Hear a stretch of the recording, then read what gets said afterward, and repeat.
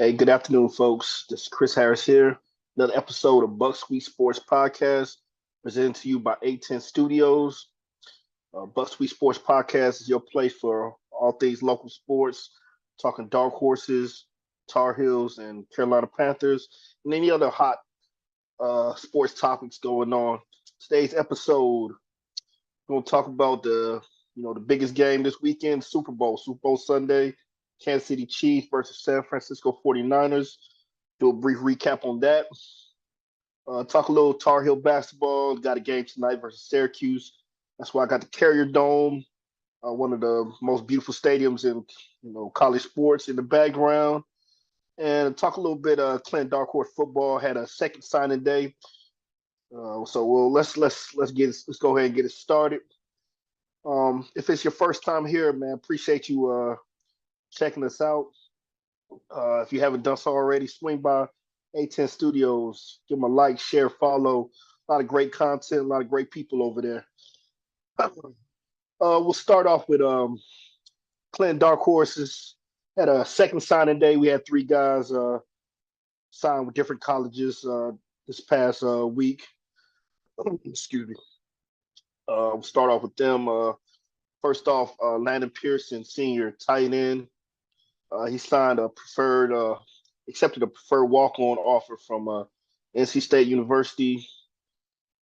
Kid that, the first time I saw him, I was meeting with one of the middle school coaches about something and just checking out the middle school practice. And, man, I noticed guys were running sprints, and I was like, man, this one kid just was bigger than everybody else, taller than everybody else.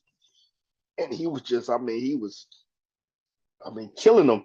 And I'm like, okay, either he's really fast or the rest of the team is really slow. But he just, really stood out to me, and checked him out basketball wise.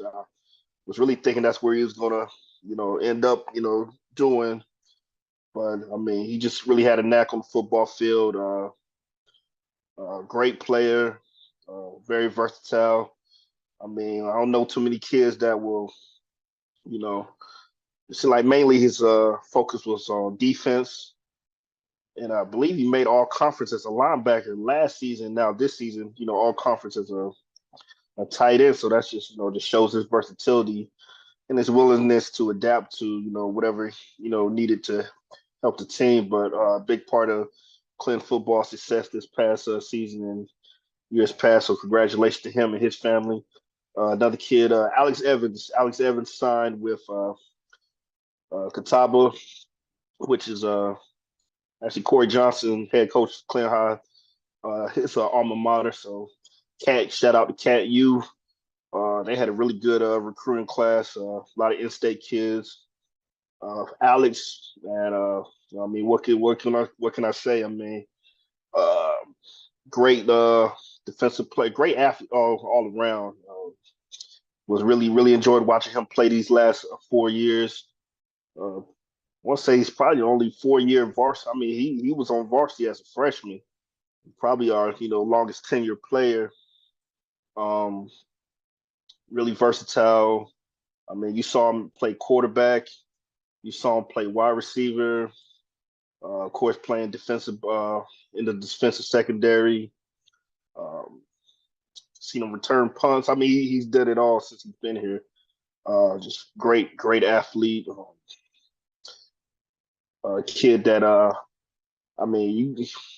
huge part of what Clinton did this year. Probably had one of the hardest hits. If you want to go back and check out his hit in the Eastern Championship game against Northeastern, probably the hit of the year, in my opinion. But definitely go back and check it out. Like I said, great player, man.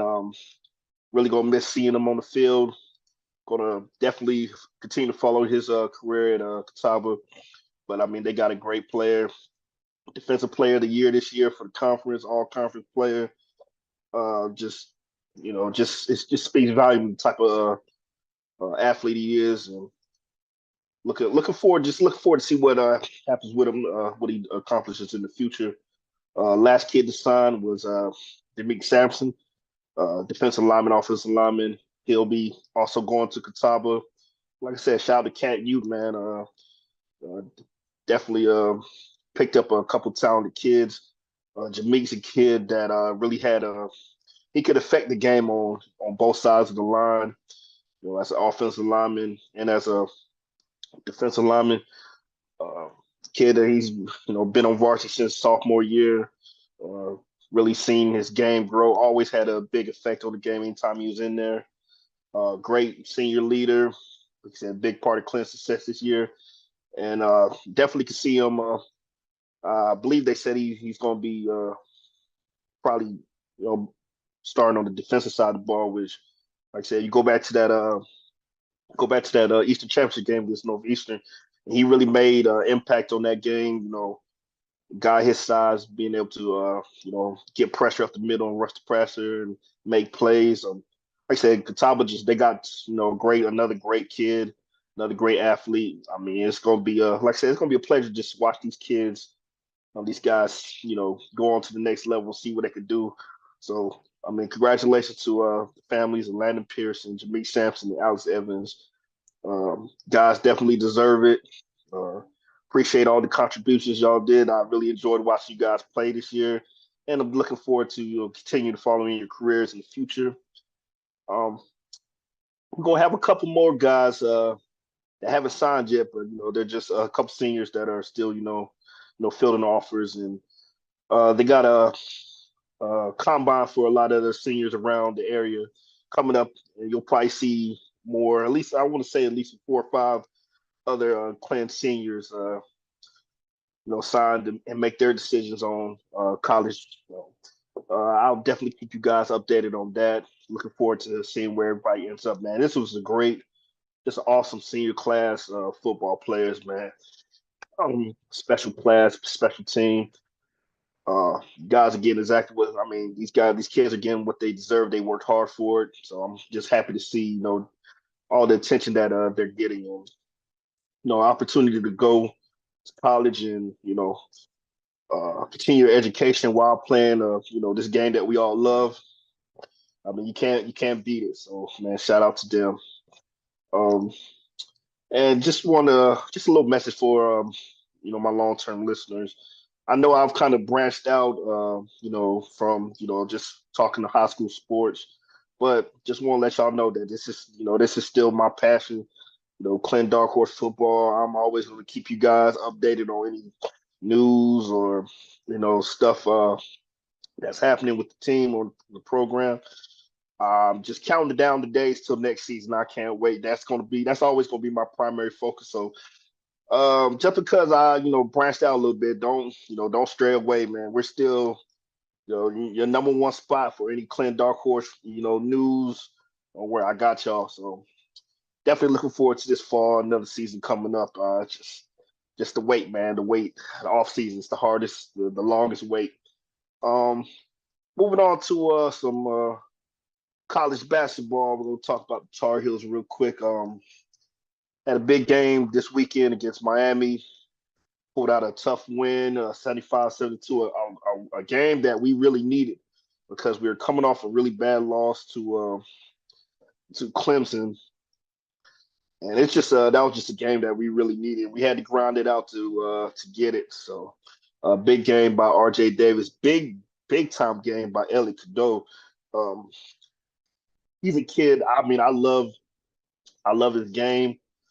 Um, he's that prototypical Carolina point guard that we needed to really help take this offense to a different level. And just that one thing that was kind of missing from this past year's team, man. He knows his job and he does it well. For a freshman, coming in as highly sought as he was, I mean, you love to see it. And he had a really good game this past weekend against Miami. 19 points, eight assists, 4 steals. I mean, big time performance. The kid he continued to work on his game, grow his game. I know it's a tendency for teams to double Armando off of him because he's not really known as a knockdown outside shooter. but he said he's been really working on his offensive game, his jump shot. I think he's at his best when he's driving the ball to the hole. One of the big things this season has been how ACC referees have officiated him, not only on his offensive on the offensive end, but how he defends. And I mean, it's been a big talk online about what has Elliot Cadeau did to these ACC refs that they called the little ticky tack fouls on him. And then on the other end, when he's driving, and I mean, it's so much contact. Between him and RJ Davis, I believe they get probably they don't get the calls that I mean, they don't get half the calls that they really should be getting, especially when they're driving to the ball. I mean, driving to the hole. But despite everything, tough, gritty game against a always athletic Miami Hurricane team, a game that like I said, Carolina really needed coming off that loss to Clemson. Carolina, we did unfortunately dropped in the polls. And I believe a part of that is, come on, over the last, 4 games, two losses to two unranked teams, that's gonna happen. So Carolina did drop from third to number 7 in the AP polls. Chance to, once again, we're in control of our own destiny as far as we're leading in the ACC. Um, Opportunity to get a solid victory over Syracuse on the road tonight. So definitely be checking that out. And like I said, we just want to see the team continue to stay on course, you know, not get complacent. Like I said, we're in control of our own destiny as far as the ACC regular season title goes. You just want to, you want to start peaking. You want to start playing your best basketball going into March, and want to see the guys get healthy. We haven't had Self Trimble the last 2 games. I feel like that's been a big part of our struggles. What he brings from an athletic standpoint to a defensive standpoint. Um, the bench scoring, it was kind of rough this last game. I believe he only had 1 point off the bench, so that's definitely got to get better. Um, Cormac Ryan shooting woes continue, man. We're at our best with him and Ingram are really, hitting from the outside. You're expecting it from RJ, but I mean, when you get Harrison Ingram playing well, which he has, and you got when you get Cormac Ryan really, being a knockdown shooter, it just gives the defenses, just something else to have to account for. So we really need these guys to really step their game up going into March, but definitely confident we'll get a win tonight and continue to play well moving forward. Before I talk about the Super Bowl, which I'm sure everybody's ready to talk about, just taking a moment once again. It is Black History Month, and I just wanted to take a couple minutes out of each show to spotlight a different African American athlete and their contributions to the game or trend setting. But today I want to talk about Kenny Washington. Kenny Washington was the first African American to sign an NFL contract um, way back in 1948. Kenny Washington, he was a big time player for UCLA Bruins back in the day. In fact, he is UCLA's, he was their first consensus All American. Set a lot of records there. Um, Played football and basketball, just shows the type of athlete he was. Um, his 1,914 yards was a career school record for almost 34 years. So he was at the time he graduated. The NFL was still not a segregated league. So unfortunately, right there at his peak of his athletic, ability, he wasn't able to play professional football for obvious reasons.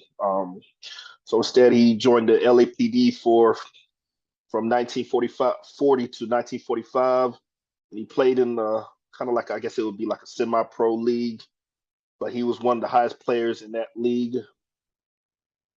Let's see, that was called the Pacific Coast Professional Football League.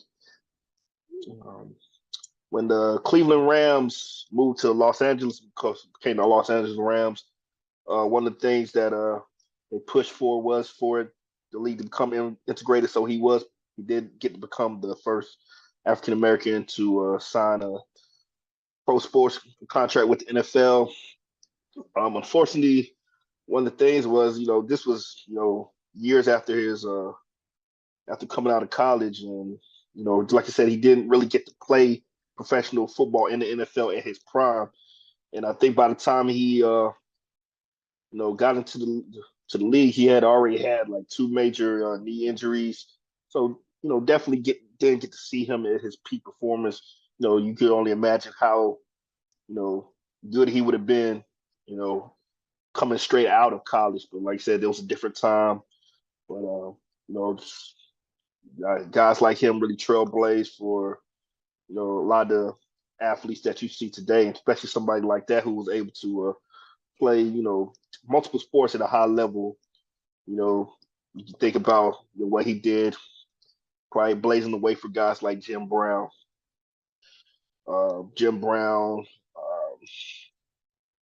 Bo, guys like that who you know just freaks of athletic freaks of nature who could just do it in both sports basically.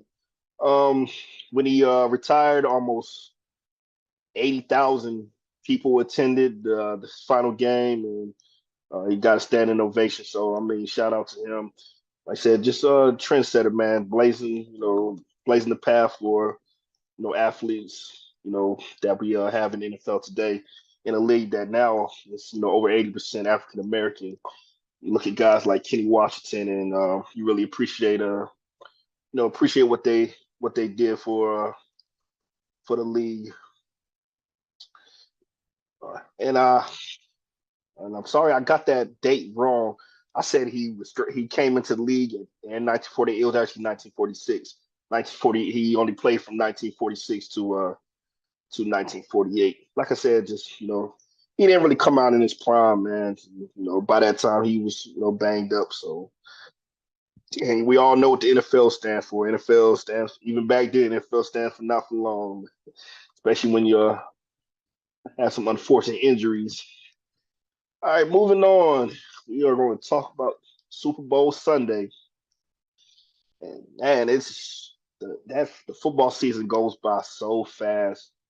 I mean, from high school, college, and pros, it just uh, as someone that loves football, you love watching the Super Bowl, even if your team's not in it.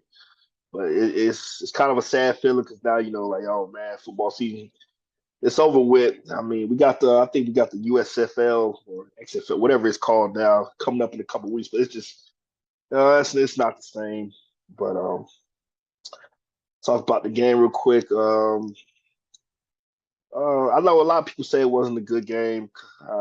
People love offense, man. People love offense, big plays, and lots of touchdowns and scoring. Uh, I love a good defensive battle, which I felt like it was for the most part. Both teams' defenses were playing excellent. Just a big time chess match between two great coaches. You got Andy Reid on one side, Cal Shanahan on the other side. Um, like I said, I believe it was it wasn't the best Super Bowl, no, but it wasn't in no means, as bad as some of the pundits are out there saying about it. But a game, I'll start with the San Francisco 49ers. Pretty much kind of really had control of the game for the most part. Um, Led going into halftime. You felt like they should have been leading by more. Just really couldn't. Just like I said, both defenses were playing excellent.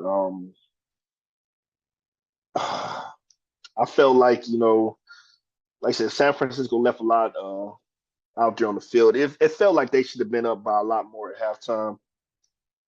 Only going up, 10-3. I felt like it should have been like a 14-3, 17-3 type game at halftime.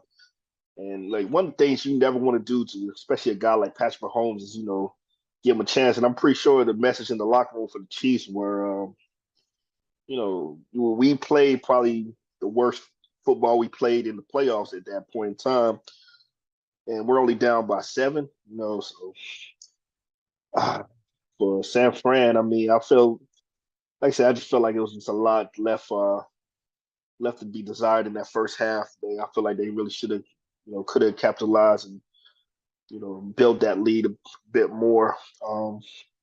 Coming out at halftime, they get an interception on the first drive, and I mean, this is the opportunity for you to, kind of just, really put your foot on KC's neck. And instead, they went 3-and-out, I believe, like the next three drives. And I felt like that was a big turning point in the game. I mean, you're like I said, you're the last person you don't want to give. You want to keep on giving, Patrick Mahomes, and Andy Reid, a chance. And eventually, special teams, man, special teams play such a huge part in this game. That the muff punt, which wasn't really wasn't Ray McLeod's fault. It bounced off one of his teammates, and he just tried to make a. And I mean, good on him for seeing it because a lot of people didn't see it, and he just tried to make a play, because it was going to be if he didn't try, and Casey would have, it was going to be Casey's ball regardless, and he just went through his hands, and that next play, Kansas City scored a touchdown, and that was just a huge. I felt like that's where the game really turns. Um, just a lot of unfortunate things for San Fran. The linebacker Dre Greenlaw getting injured. I've seen guys get hurt, celebrating, doing a little bit too much sometimes. I don't think I've ever seen a player get injured just running on the field. He was so, and I understand it's the Super Bowl, man. He was so hyped up to get out there on the field, and just took a wrong step, and ended up having an Achilles injury and being out for the rest of the game. And I feel like that, not having him out there really affected the game because his backup. I feel like Kansas City really attacked his backup at some key times in the second half. You think, if Dre Greenlaw would have been out there, would have happened, that would have happened, but just really unfortunate circumstance for Kansas, for San Fran. Um, going back to special teams, the missed extra point or the blocked extra point played a huge part, especially there coming in the last going into regulation. You think that missed extra point after San Fran hits the field goal to go up three, go up 19-16. In reality, you're thinking that should have been 20-16. So instead, Kansas City would have had to drive down the field and score a touchdown to win the game instead of just getting in position to kick the field goal to go into overtime. And yeah, that's just like you said, special teams play such a huge part, and that's why I'm always big on special teams. I believe it should be practiced, it should be rehearsed, you know, and guys really got to be, you got to have, got to take pride in that because that, as small, because a lot of times, a lot of special teams units are filled with backups and guys that don't play that much, but you have such a big impact on the game sometimes that you don't even you never like I said, football's a funny game. You never realize how big these moments are until you look back at it and just thinking back on that. Yeah, those special team plays were huge. Um, Overtime for San Fran. Um, they explained it why Cal Shanahan decided to receive the ball going into the overtime, but just the expert still with the new overtime rules, which if you don't know, overtime the playoff overtime rules changed a couple years, changed because of what happened between Kansas City and Buffalo that game. So they want to make it more like college, where they give both teams an opportunity to score or possess the ball, I should say. And with it being more like college now, in college you never want the ball first. You want the ball second so you could see, okay, they hit a field goal. So now all I gotta do is either match or if I score a touchdown, I win the game. And or you get the ball. I mean, they get the ball first. You stop them, and now you're like, okay, now I just hit a field goal and we win the game. but you never want the ball offense. You never want the ball offense first in this type of overtime. So the explanation that they gave on the air was that, well, Cal Shanahan sees his defense just came off the field on that last Kansas City drive, and they're tired. And I still, um, like I said earlier, one thing Patrick Mahomes is different. Patrick Mahomes, it's two people that you never want to give them the ball with a chance to win the game. And that's Patrick Mahomes. Well, one of them's Tom Brady, the other one's Patrick Mahomes. So when I saw San Fran, drive down the field and have to settle for a field goal, in my head, I'm thinking like, okay, it's over.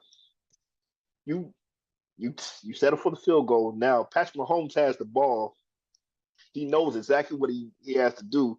So automatically, Kansas City they're four down territory. It don't matter. They're the whole way down. So you give Patrick Mahomes and Andy Reid four downs, each time. That's I know we always talk about hindsight and coaches' decisions. At the end of the day, I'm kicking the ball off first. I don't care if the defense is tired or that offensive drive. I think they had it 4 for 4 in the red zone or right down in scoring position. I'm going for it. It's the Super Bowl.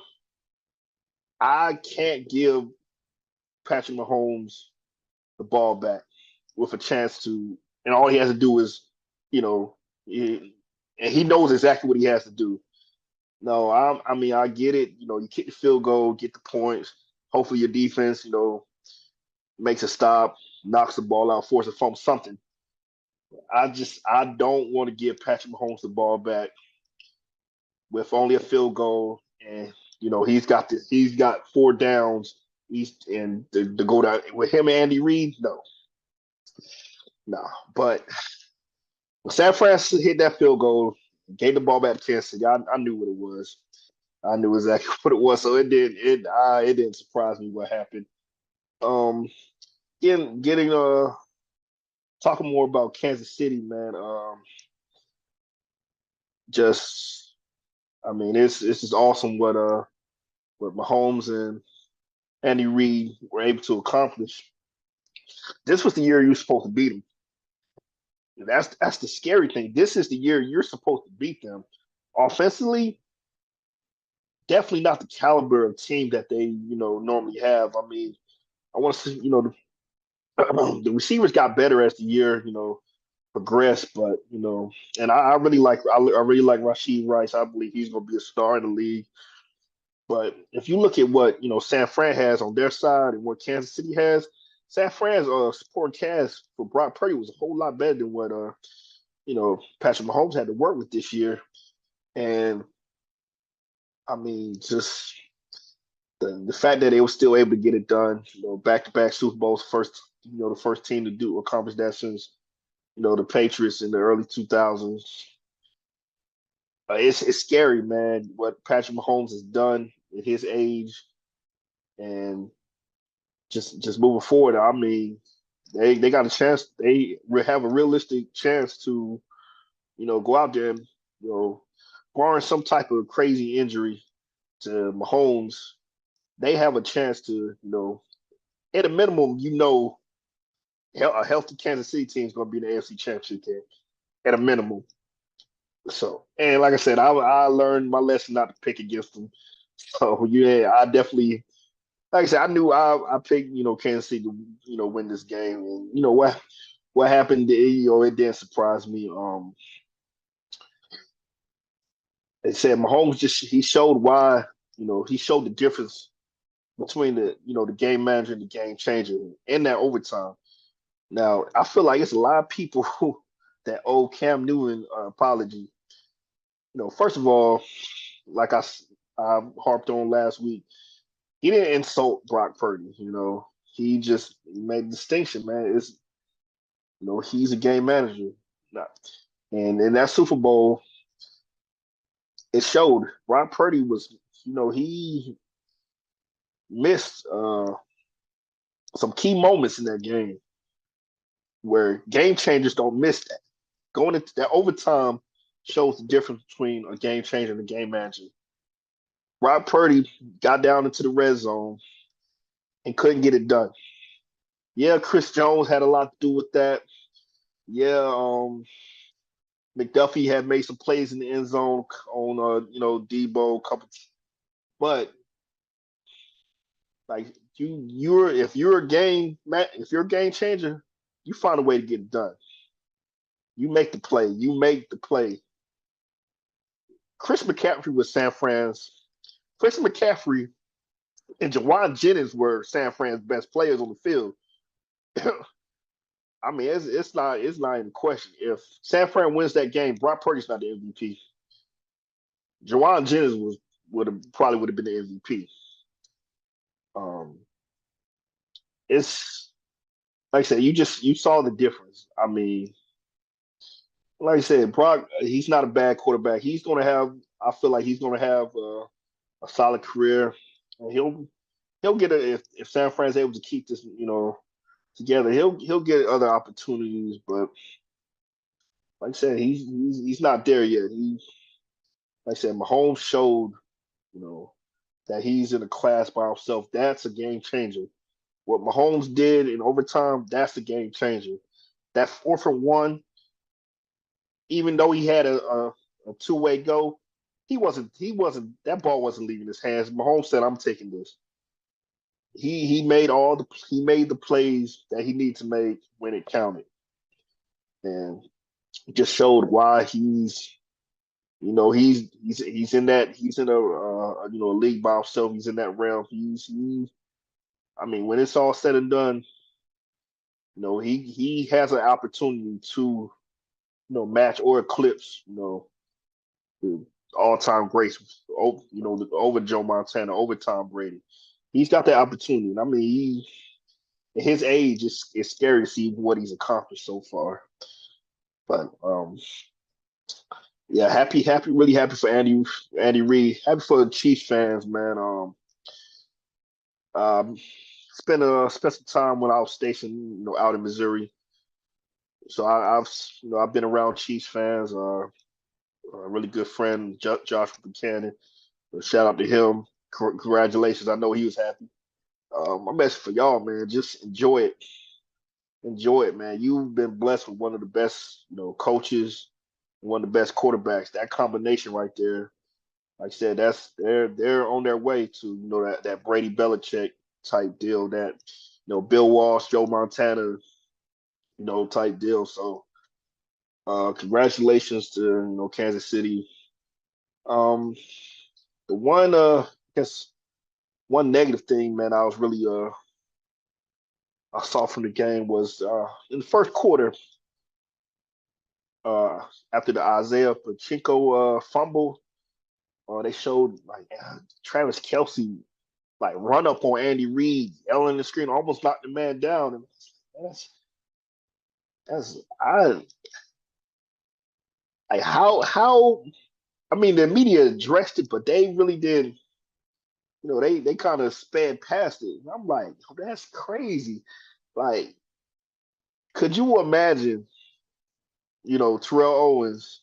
We talk about the big time, you know, prima donna wide receivers. Like we talk about Terrell Owens. We talk about Chad Ochocinco, Steve Smith, Randy Moss, uh, Antonio Brown, Dez Bryant.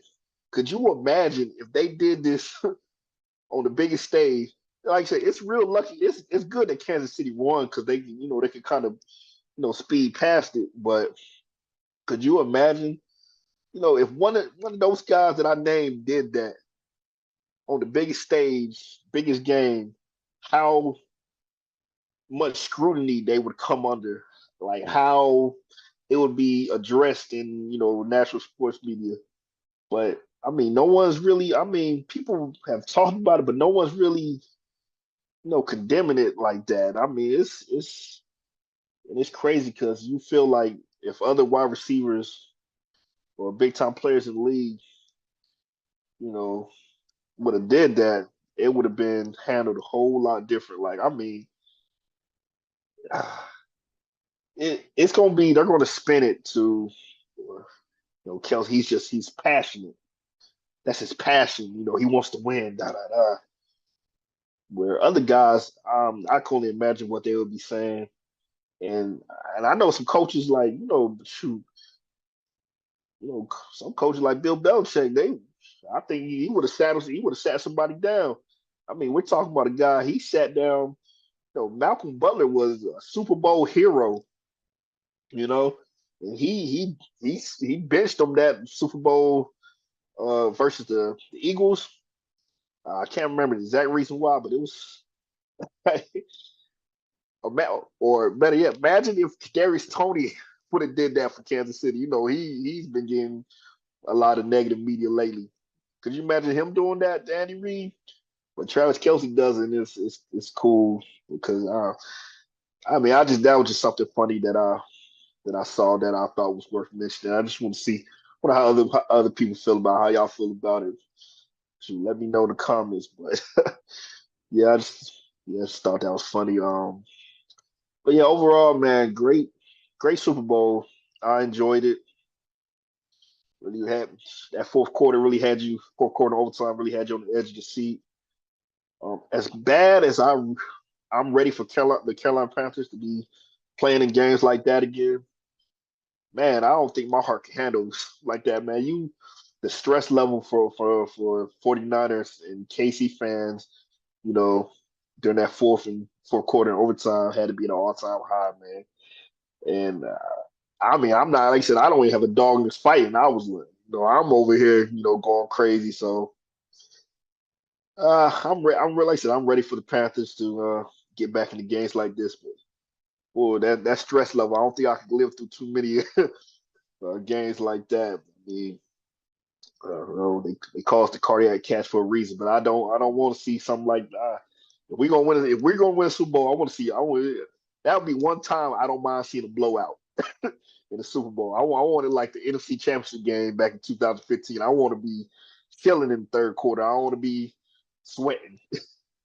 But that's just me. But go ahead and start wrapping things up. But appreciate everyone taking the time to listen in. Um, the next couple of weeks gonna be challenging. Finding, coming up with some content.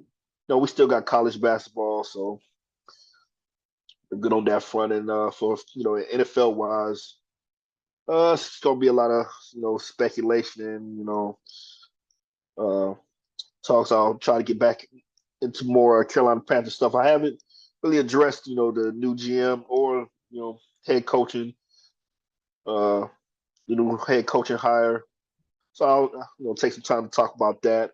We'll talk about some free agents that we got, who I would like to see resign, who I would like to see us go after, and kind of start getting into this off-season talk, draft talk, biggest needs, etc. So I look forward to doing some research and bringing you guys some content on that.